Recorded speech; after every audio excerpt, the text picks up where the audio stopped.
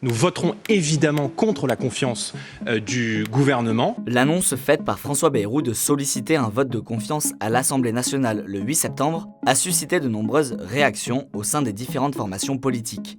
Je voterai contre, pour des raisons d'évidence qui sont d'abord l'injustice du plan Bayrou. Comment pouvez-vous imaginer que nous puissions, à un moment où on a le budget le plus injuste qui soit, voter la confiance et rentrer dans une majorité que nous contestons? Le parti Les Républicains a de son côté annoncé qu'il soutiendrait le gouvernement.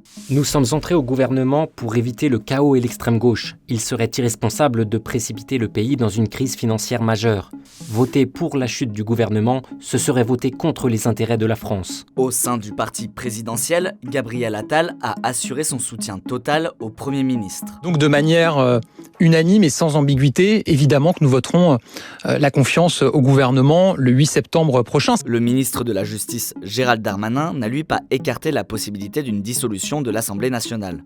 Il est certain que lorsqu'il y a un conflit extrêmement important entre le pouvoir législatif et l'exécutif, eh bien, le général de Gaulle et puis la République avant a imaginé la dissolution pour trancher le nœud gordien. La dissolution coûte cher à la France, bien sûr, mais il ne faut pas écarter cette hypothèse. Enfin, certains ont même appelé à la démission du président Emmanuel Macron. Le sujet, c'est M. Macron est responsable, il doit s'en aller. Il n'y a qu'une seule possibilité pour sortir de cette impasse politique dans laquelle nous sommes, c'est d'en revenir aux urnes, c'est de se rendre devant le peuple français, et c'est qu'Emmanuel Macron prononce soit la dissolution de l'Assemblée nationale, soit évidemment qu'il remette sa démission et qu'une nouvelle élection présidentielle puisse permettre aux Français de se choisir un cap pour le pays.